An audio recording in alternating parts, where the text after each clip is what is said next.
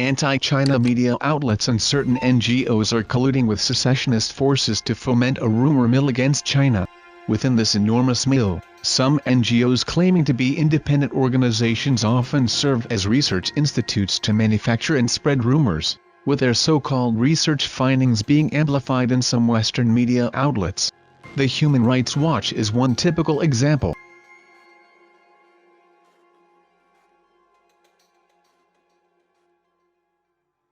Human Rights Watch, based in New York, was set up in 1978 during the Cold War to monitor the implementation of the 1975 Helsinki Agreement by the former Soviet Union.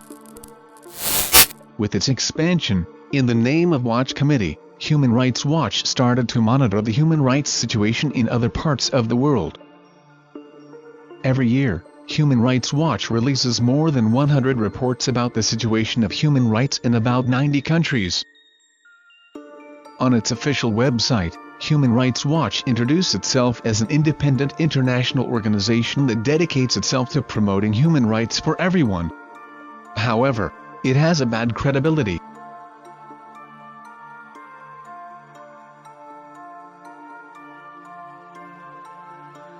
NGO Monitor, a non-government organization headquartered in Jerusalem, questioned the veracity of Human Rights Watch's conclusions in the reports. According to the NGO Monitor, anonymous eyewitness, quotes from unreliable sources and simple online interviews were the research methods of Human Rights Watch. On January 13, Human Rights Watch released its World Report 2021. As always, it repeatedly spread rumors that have been concocted by Western media. Rumors like forced labor, large-scope monitoring and even genocide have been proven to be lies. The Global Times found that senior directors of the Human Rights Watch are inextricably linked to the World Uyghur Congress, a notorious East Turkistan organization. They have frequently echoed the World Uyghur Congress on their social media accounts. Their reports, often filled with falsehood, were also republished on the World Uyghur Congress website.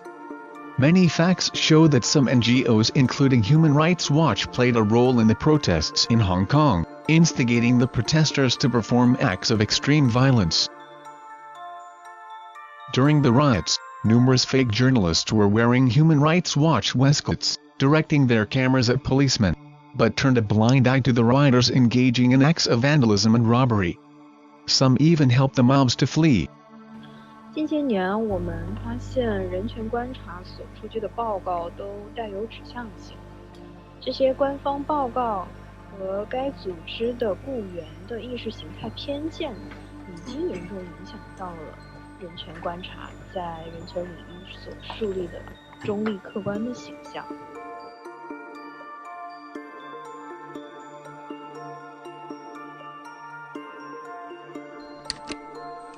Human Rights Watch claims that it refuses government funding.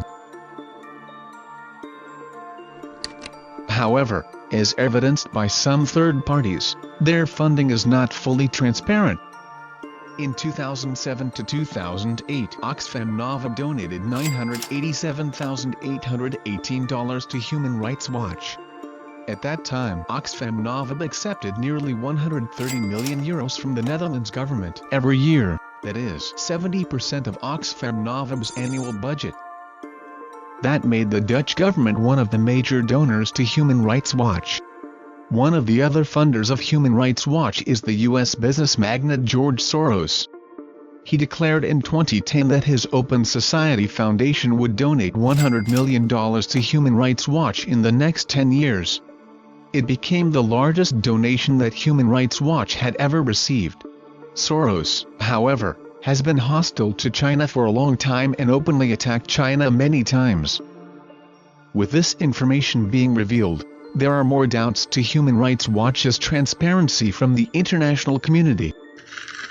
Transparify, an NGO based in the U.S., published a survey of the transparency of 200 think tanks in 47 countries worldwide in 2016. Soros Open Society Foundations is at the bottom of the list and Human Rights Watch only got 2 stars.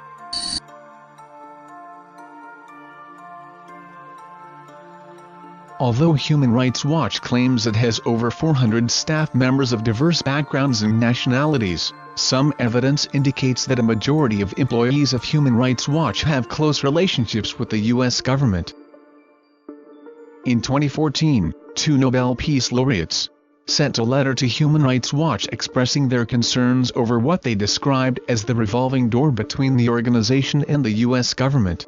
The letter shows that Human Rights Watch's Washington Advocacy Director, Tom Malinowski, previously served as a special assistant to President Bill Clinton, and Miguel Diaz used to work with Central Intelligence Agency as an analyst in the 1990s. In an exclusive interview, French writer Maxime Vivas told the Global Times that the NGOs like Human Rights Watch and the World Uyghur Congress are funded by the U.S. through the CIA. An interesting thing is that sometimes the Human Rights Watch seem to venture some criticism toward the U.S.'s human rights situation. In the World Report 2021, Human Rights Watch talks about the Black Lives Matter movement, protests triggered by the death of George Floyd, and how the government failed to deal with the pandemic. It concluded, important human rights failings of the United States were laid bare in 2020. Although Human Rights Watch had pointed out some human rights issues in the U.S., it won't attack the U.S. the same way it attacked other countries.